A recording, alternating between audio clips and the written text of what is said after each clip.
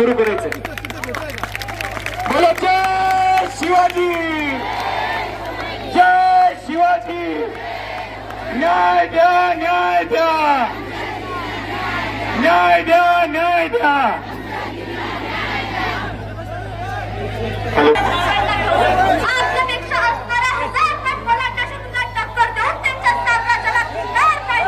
छत्रपती शिवाजी महाराज यांना माझा मानाचा मुद्रा, मानाचा मुद्रा। महाराष्ट्र पितांच्या संस्कारांचा, शिवरायांच्या पराक्रमांचा, शंभूंच्या दुर्लभ लढ्यांचा आणि बाबासाहेबांच्या लेखणीचा वारसदार म्हणजे हा माझा महाराष्ट्र। सावित्रीच्या सहनशीलतेचा, ज्योतिरावांच्या सत्यशोधक समाजाचा, दीनदत्त तुकड्यांचा, कष्टकरी शेतकऱ्यांचा, 105 तत्वांचा आणि त्या दिल्लीच्याही तख्ताला घाम फोडणाऱ्या जीवनपात मावळ्यांचा माझा महाराष्ट्र। पण सांगताना आज लाज अशी वाटते, आज ह्याच महाराष्ट्रात अवघ्या 3.5 वर्षाच्या मुलीवरती बलात्कार होता तो, त्याच्यापेक्षा अजून लाजिरवाणी बाप तरी फार होते।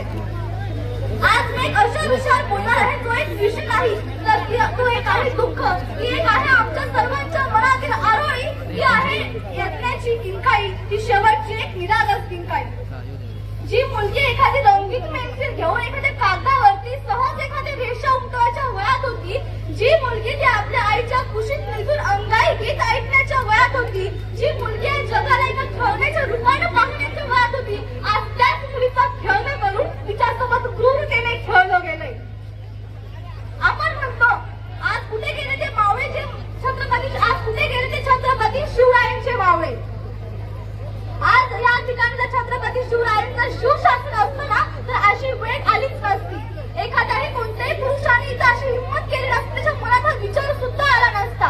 माझं तर असं म्हणणं आहे, अशा पापी लोकांना, अशा नराधर्मांना फाशीची शिक्षा द्यावी, तर त्यांचे हातपाय खंडित करून त्यांना या भर चौकात चाललं गेलं पाहिजे। न्याय द्या, न्याय द्या, न्याय द्या। आरोपीला फाशी, आरोपीला फाशी।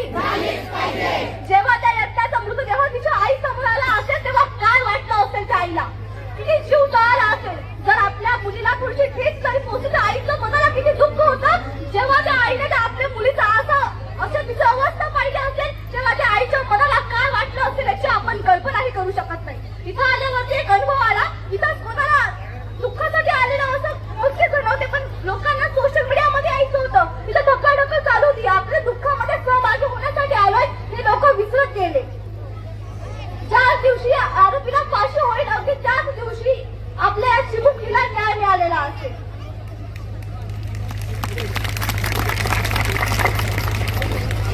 छत्रपती शिवरायांच्या काळामध्ये चौरंगा ही एक पद्धत होती। आज आपण फाशी देतो, फाशी दिल्यावरती म्हणजे जर आपण चौरंगा ही पद्धत राबवली शिवशासनातली, तर पुढचे कित्येक जन्म तरी एखादा जो नराधर्म असेल तो असं कृत्य करण्याची हिंमत देखील करणार नाही। म्हणून आज चौरंगा म्हणजे शिवशासन ही पद्धती अंमलात आणणे ही आज काळाची गरज आहे। मी आधी सर्वांच्या वतीने मागणी करते की चौरंगा ही पद्धत अंमलात आणून शिवशासन हे इथं अंमलात आणलं गेलं पाहिजे। जय छत्रपती शिवाजी महाराज की। लाडकी बहीण योजना पण नको आम्हाला, ते राष्ट्र नको, फक्त आम्हाला न्याय द्या। आम्ही आज तुमच्या पुढे भीक मागतोय, आम्हाला न्याय द्या। त्या आरोपीला फाशी द्या, त्याचे हातपाय खंडित करून त्याला भर चौकामध्ये जाळा। ताज्या व महत्त्वाच्या बातम्या बघण्यासाठी प्ले स्टोअरवर जा, प्रबलभूमी ॲप डाउनलोड करा व या धावपळीच्या जीवनात अपडेट राहा।